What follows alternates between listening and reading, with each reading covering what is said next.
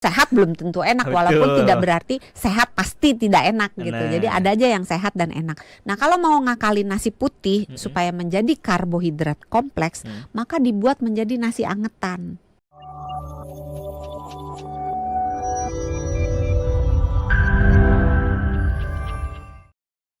Oke, kalau untuk diet dok, apa yang harus jadi prioritas mungkin ya?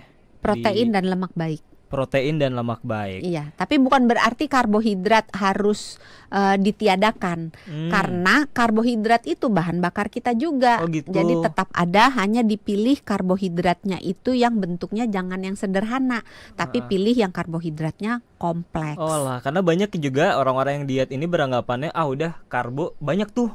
Yang di medsos saya lihat banyak nasi. Iya nggak makan nasi, pokoknya karbo ditinggalin karena anggapannya karbo banyak gula itu yang bikin gemuk. Bisa diakalin. Oh gitu. Diakalin. Sebenarnya karbo banyak yang mengatakan nasi putih itu termasuknya karbo sederhana, nasi merah termasuknya karbo kompleks. Tapi banyak juga yang nggak suka makan nasi merah, karena kan nggak enak ya nasi merah gitu kan. Ya harus jujur diakui gitu. Sehat belum tentu enak, walaupun tidak berarti sehat pasti tidak enak gitu. Jadi ada aja yang sehat dan enak. Nah, kalau mau ngakalin nasi putih supaya menjadi karbohidrat kompleks, maka dibuat menjadi nasi angetan.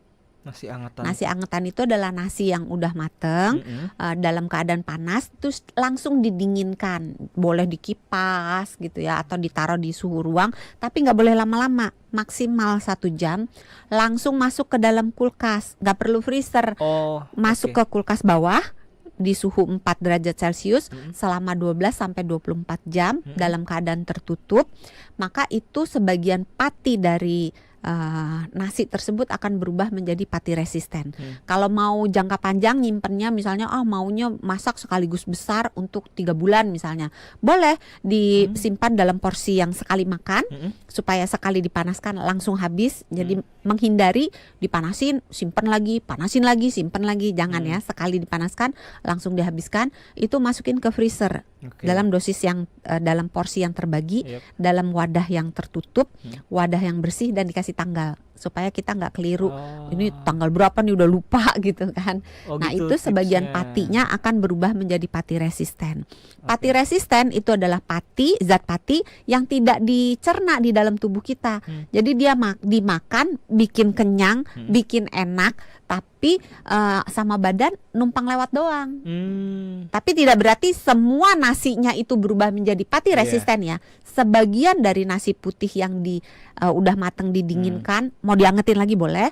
Itu sebagian patinya berubah jadi pati resisten. Numpang lewat dari lambung, masuk ke usus kecil, nggak diserap, masuk ke usus besar, menjadi makanan dari bakteri baik. Jadi fungsinya double. Tapi nggak suka dok makan nasi angetan, pasti mau ngomong gitu. Enggak, mungkin ada lagi cara lainnya. Ada juga yang bilang nggak punya kulkas dok, gimana caranya? Iya makanya, ada cara lainnya. Ada cara lainnya. Ada. Ketika memasak nasi, magic jar lah yang ya. Setengah cup beras putihnya ditambahkan dengan 1 sendok teh minyak kelapa. Minyak kelapa ya, jangan minyak wangi. Jangan minyak kayu putih. Walaupun minyaknya wangi pandan gitu, jangan. Minyak kelapa gitu ya, dimasukin, dimasak bersama dengan minyak kelapa. Nggak doyan minyak. Masih ada lagi jalannya. Tenang, banyak jalan gitu kan. Itu yang kalau dikasih berasnya minyak ditambahkan. Kalau dikasih minyak kelapa tuh gunanya buat apa, dok? Dia membuat si zat pati. Jadi membentuk supaya